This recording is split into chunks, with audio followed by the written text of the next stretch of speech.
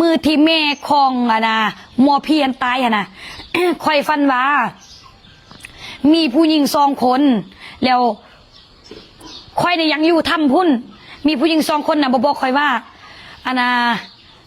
ลูกเอ้ยบ่ต้องมาเด้อทำนี่เด้อ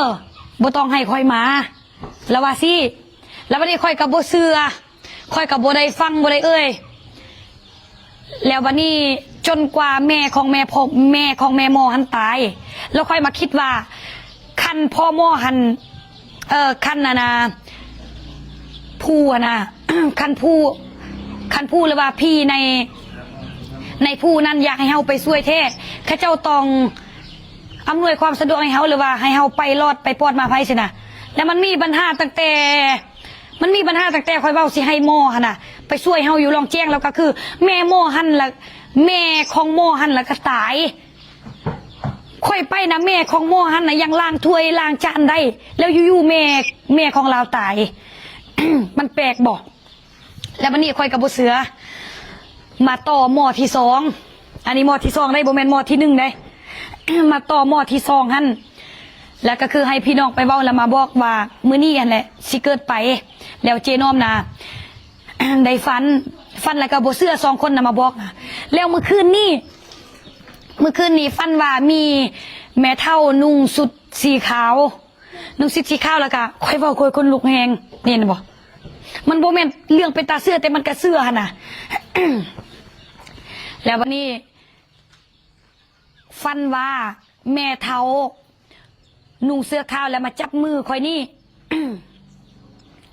มาจับมือค่อยจับมาแล้วนี่แหละจับแล้วก็ทับมือค่อยนั่นนี่ว่าเลยสิแหละ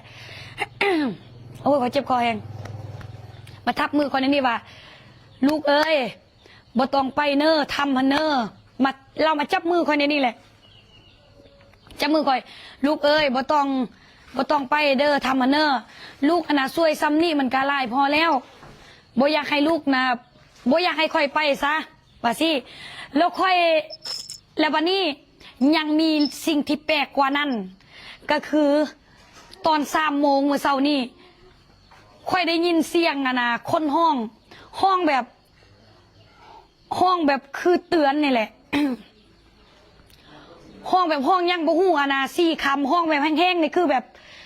ห้องยังบ่ฮู้นี่แหละจับบ่ได้ว่าลาวห้องยังใส่ค่อยแล้วค่อยก็ลุกมาปิดพัดลมเพราะว่าอยู่เฮือนมันบ่มีแอร์เด้ลุกมาปิดพัดลมแล้วก็ตั้งใจฟังอีกบ่ได้ยินแล้วมันบังเอิญกว่านั้นก็คือมือนี้เป็นมือครบรอบของพ่อเฒ่าเจนอมตายแล้วบัดนี้ทางบ้านแล้วก็ทางพี่เฮือนก็เลยเชื่อว่าเป็นพ่อเฒ่าหันมาเตือนค่อยบ่ให้ค่อยไปยุ่งเกี่ยวกับข้าเจ้าเพราะว่ามันเป็นพี่เฮือนของข้าเจ้าแล้วก็ผู้ตัวนั้นมันเค็ดมันควงแหง ผู้ตัวนั้นมันให้แห้งเกินกว่าที่แบบเฮาสิแบกไว้แล้วเฮาสิไปคือเจน้อมเป็นคนกลางเพราะว่าเจน้อมเป็นคนที่บอกหมอพี่ให้ไปเด้มันก็เลยแบบมาหาเจน้อมพี่บ่ให้พ่อหมอคนนั้นไปนั้นแล้วอยู่ๆแม่ของพ่อหมอหันสิตายเฮ็ดหยังว่าบ่แล้ววันนี้พ่อหมอหันกะ ค่อยกะครอบแล้ว ค่อยกะครอบแล้วแล้วค่อยมาแปลกใจตัว3 โมงเนี่ยมันมีคนห้องค่อยน่ะแล้วค่อยลุกถามคนในเฮือนถามไอ้พ่อไอ้แม่ค่อยว่าผู้ใดมาห้องค่อยน่ะผู้ใดมาห้องค่อยห้อง4 เทื่อนี่แหละห้องบักแหงห้องแบบเสียงเตือนเสียงแบบใจหายน่ะห้องแหงแต่ฟังจับจุดบ่ฮู้ว่าเราเว้าหยังแต่ห้องบักแหงค่อยมั่นใจเลยว่ามันมีคนห้องค่อยแล้วบัดนี้ทางบ้านก็เลยเชื่อว่ามันเป็นพ่อเฒ่าค่อยเพราะว่ามื้อนี้น่ะเป็นวันครบรอบพ่อเฒ่าค่อยพ่อเฒ่าที่ตายไปแล้วมันเป็นวันครบรอบที่มื้อนี้เราตายแล้วเราก็เลยน่าจะมาบอกมาเตือนค่อยนี่แหละบ่แม่นเล่าก็น่าจะเป็นแบบพี่เฮือนค่อยที่มาบอกบ่ให้ค่อยไปยุ่งเกี่ยวข้องกับธรรมนั่นมันเป็นธรรมที่แบบมันเป็นธรรมโบราณมันเป็นธรรมเข็ดธรรมควงมันเป็นธรรมยังบ่ฮู้คันเป็นคนจีนไปนี่น่าจะระเบิดแล้วใครว่า เป็นอย่างคนลาวเขาไปก็ว่ามีเข็ดมีควงแถวว่าแล้วคนจีนเขาไปคือ บ่เป็นหยังคอยได้ยินเสียงมันเขาเจ้าห้องเจนอมนี่นะบักแหงๆห้องยังบ่ฮู้แต่จับจุดบ่ได้เมื่อคืนนี่นะแล้วบังเอิญกว่านั้นยังมีสิ่งบังเอิญกว่านั้นก็คือพระอาจารย์ว่าคันตัวเองบอกบ่ฟังแล้วคันเจ้าอยากเฮ็ดหยังเดี๋ยวนี้เราก็บ่ช่วยค่อยแล้วว่าสิค่อยก็เลยตัดสินใจว่า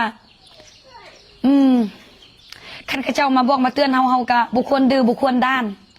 และบอกอยู่บนนี้เลยเด้อว่าเจนอมเฮ็ดทุกอย่างบ่แม่นว่าอยากได้ยอดวิว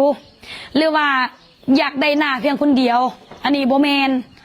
เพราะว่าเจนอมมาทำอิฐเนาะเจนอมมาทำอิฐมันก็เลยแบบมันได้5 คนแล้วเนาะมันยัง2 คนมันก็เลยคาใจว่าอยากช่วยให้มันเต็มที่บ่แม่นว่าเจนอมแบบอยากได้ยอดวิวอยากได้หน้าผู้เดียวนี่มันบ่แม่นอันนี้นะความคิดตัวนี้ตัดออกเลยเพราะว่าเจนอมบ่ได้เป็นคนนิสัยแบบนั้นแล้วค่อยก็คิดอยู่ว่ามันคือแปลกหมอผู้หนึ่งที่ตกลงสิไปนำค่อยนี่นะตกลงสิไปตกลงสิไปมื้อนี้แล้วอยู่ๆแม่เราก็ตายแล้วบัดนี้จังเปลี่ยนพ่อหมอใหม่ว่าสิไปพันอยู่ๆพัดแบบพี่มาสั่นคอยมาสั่นคอยว่าบ่ให้คอยไปเอาหมอพี่ไปปะทะเข้าไปไปเกี่ยวกับเขาไปยุ่งนำข้าเจ้าพอมาสิ่งนั้นมันสิอาฆาตกับค่อยว่าสิเพราะว่าค่อยเป็นคนกลางเพราะว่าค่อยเป็นผู้จ่ายเงินให้พอหมอแล้วค่อยเป็นผู้แบบนำพาสินะมันเป็นแบบนั้นแหละมันบ่ได้เกี่ยวกับพรรครัฐเกี่ยวกับผู้ใดว่าผู้ใหญ่บ่ให้เฮ็ดมันเกี่ยวกับเจนอมเองที่เซฟตัวเองไว้ว่าบางอย่างเจนอมก็บ่ควรแบกหลายเกินไปเรารู้สึกว่าเจนอมก็ช่วยหนักหลายเติบแล้วก็บ่อยากให้ทีมงานไปเสี่ยงแล้วก็บ่อยากให้ตัวเองไปเสี่ยงแล้วก็บ่อยากให้มันมีผลกระทบหลายอย่างแต่สิ่งกระทบเรื่องภาครัฐนี่นะมันบ่มีสิ่งที่จะกระทบก็คือตัวที่สิ่งที่เฮาเบิ่งบ่เห็นหั่น สุจาว่าบ่นั่นแหละสิ่งที่ ยานมันจะกระทบแล้วมื้อนี้ค่อยบ่ได้นอนเลยได้มื้อนี้ค่อยบ่ได้นอนเลยเพราะว่ามันเป็นน่าจะเป็นพี่อยู่ทำมาเนื้อมากวนค่อยหรือว่าเป็นพอเท่าค่อยมาบอกมาเตือนค่อยแล้วค่อยเป็นคนแบบบ่ฟัง ค่อยบอกบ่ฟังแล้วน่าจะมาเตือนมาให้ค่อยเบิ่งน่าจะประมาณนี้แหละเทิงแบบบ่เชื่อก็เป็นตาเชื่อว่าบ่เชื่อกะมันกะเลือเชื่อได้แล้วเนื่องจากว่าแม่เฒ่าค่อยยังอยู่เฮือนนี่แล้วพอเฒ่าหันเราน่าจะยังห่วงลูกหลานและยังห่วงแม่เฒ่าหันก็เลยแบบยังมาเบิ่งแย่งลูกหลานนี่แหละแล้วก็รวมถึงพี่เฮือนแน่แต่คันเว้าถึงพี่เฮือนนี่นะทางบ้านเจนอมนี่นะจะรักษาพี่เฮือนไว้ดีๆรักษาพี่เฮือนไว้เวลาเฮาไปคือแบบเจนอมเนาะมักไปช่วยเหลืออยู่ต่างแขวงมักไปบ่อนที่มันลึกลับบ่อนที่แบบเฮาบ่คุ้นเคยแล้วเฮาก็ยังมีพี่เฮือนรักษาเฮาอยู่สินะพี่เฮือนนี่สุเจ้าคันเป็นสมภพกมู่นี่บุควรปะบุควรทิมบุควรไว้ควรรักษาเพิ่นไว้ได้พี่เฮือนภาษากมู่จะเล่ารวยกลาง